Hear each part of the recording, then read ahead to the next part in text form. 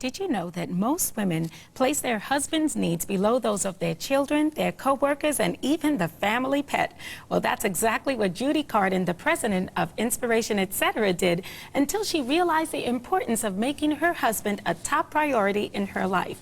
And what husbands need, Judy encourages women to reevaluate their priorities, reclaim their marriages, and learn how to cultivate a great relationship with their husbands. And Judy, thank you so much for being with us. Thank you. Now, you know what? I could see the children, I could maybe see the co-workers, but the family pet goes above the husband in many marriages as well? You gotta be kidding. No, and that was actually came straight from the horse's mouth. One of the husbands said, golly, I am now below the 5 boys and the cats and dogs. So. Because you interviewed men, real men. Yes. You talked to them and wanted to find out what their needs were. Absolutely.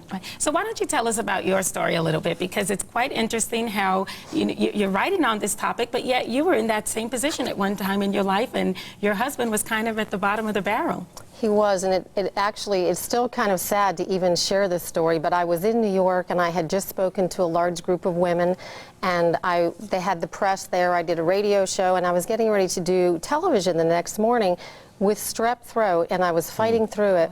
Wow. Literally that night, alone in the hotel room, I just felt the Lord impress upon me, go home and finish strong. I still had a 15-year-old at home, and he was not receiving the same emotional and spiritual nurturing that the others had received, and I felt like, my goodness, this child can take a prodigal tour very easily. And then the Lord impressed something even more intense. Your husband's receiving even less. And so I went home the next morning and made a promise that I would stay home and finish my job, and I did. And really, through those years, this book was born.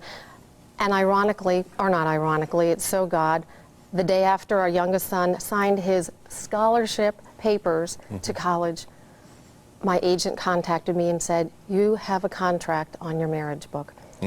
Wow. Because I think that the women have seen that it was really a myth that we could do it all. And I think we did a great disservice not only to our families but to ourselves.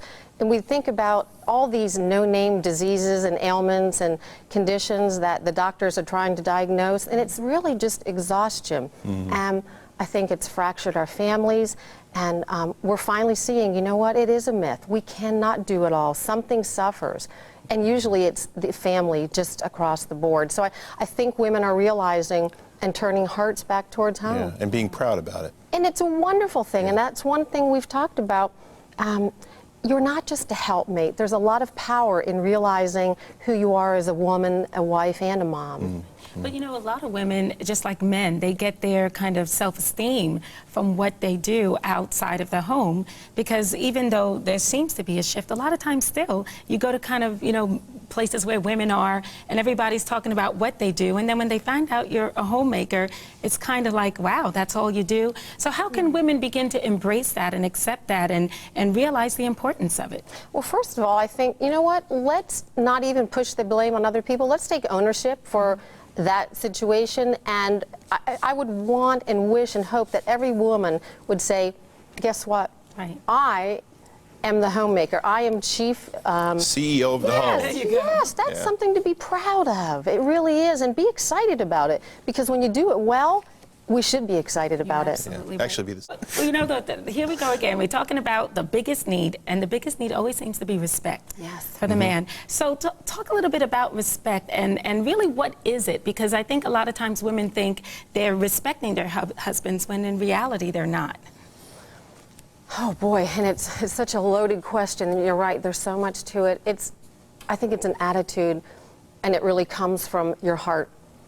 And it has to be a heart attitude to see your husband through God's eyes.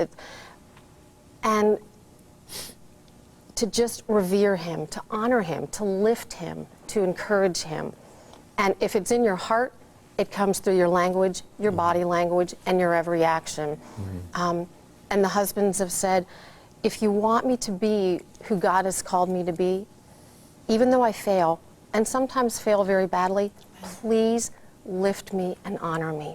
And then I will be and can be the man I'm called to be. You also kind of well, for me, one of the top three. Talk about breathing room and the importance of kind of giving some space to the man in your life, to be a man, to do what he needs to do, and to kind of have that quiet time as well. How high on the survey did that one rank? High, very high, because the men felt like, you know, if please don't smother us. And I talk in the book about there's a tale of two women and how one woman understands that giving breathing room lets her husband kind of flex that. Yeah. And she knows that as far as he will go, and he'll always spring back. We can't expect our husbands to be that intimate best friend. He's always going to be there fulfilling that emotional void. Let him breathe. Let him get away and kind of process everything. Some men need to be away, whether it's a sporting event, quiet time, a retreat, to process everything, make sense of it, and then come back into the home. And they are so rejoiceful to come back in that home and see the wife and children. And if we realize that, we kind of maybe will push them out the door and kiss them. Right. Yeah. Right. And they can't wait to come home then. Yeah. You know, part of the problem I think women have when it comes to meeting the needs of their husbands is a lot of them have been damaged in their marriage, or if they've been hurt, or if they've been disappointed. So how can a woman work through those emotions and still meet the needs of her husband, respect him the way she should, pray for him the way she should? You know, and I would say in a healthy marriage where the issues and the damage is minimal, a lot of it is just bringing it to light, understanding it, and really talking about it. Yes, yeah. Bring it to light, put words to it, pray through a healing, and sometimes you may need someone wiser to help you counsel through that situation, but I don't want any woman to walk through life in broken-hearted shoes.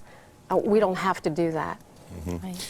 You also mentioned about the fact that marriage can become very routine.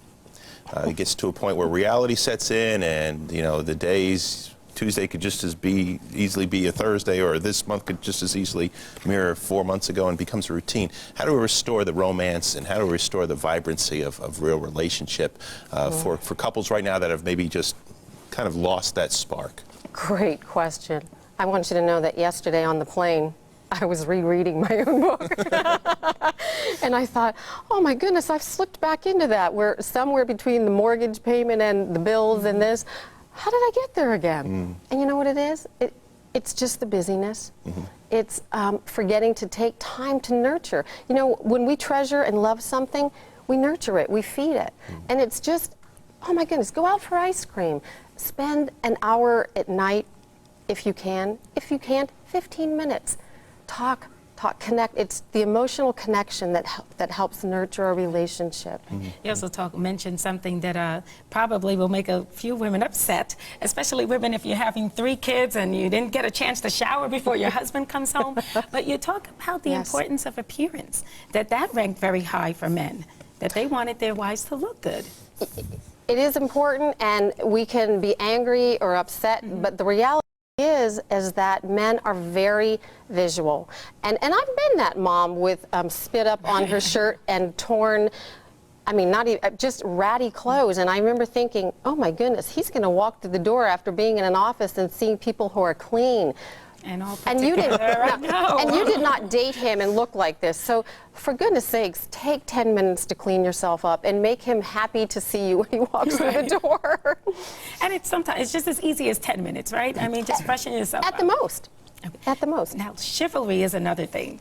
And since we've been talking a little bit about the feminist movement and how women view things, chivalry is important to men. And you say that men and women need to talk about this issue, and I've never heard that. I just thought it was something that happened automatically. Well, and that's the chapter. I really wondered, is chivalry dead? Oh my goodness. And so everywhere I went, I asked the men that question, and they said, no, it's just that our hands have been slapped so often that they kind of retreated like a warrior would. And so I think that was great insight. And I actually even interviewed women, single women, who said, married women, please treat your men like the princes they are. Quit slapping their hands, because we would do anything to have a husband who could protect, defend, and lift us. Wow, wow. And then the number one thing you say that women can do, and women, this is for all of us out there, is to pray for our husbands. Yes. Yeah. And not just when it's a feel-good, Right. I'm in the mood to pray, because what I discovered through interviewing the men and really getting down to the heart of the prayer is that sometimes we think our men will be crying out in need. Sometimes it's just a whimper, but it's very real. And we are called as wives to love them and pray for them always. Well, Judy, thank you so much for being with us. It's, you know what, the wonderful thing, it's a thin book, but there is so much good stuff in here that women can do and will make such a huge difference in their marriage. If you'd like to know how you can purchase what husbands need, you can go on to our website at harvest-tv.com. Thank you so much again, Judy.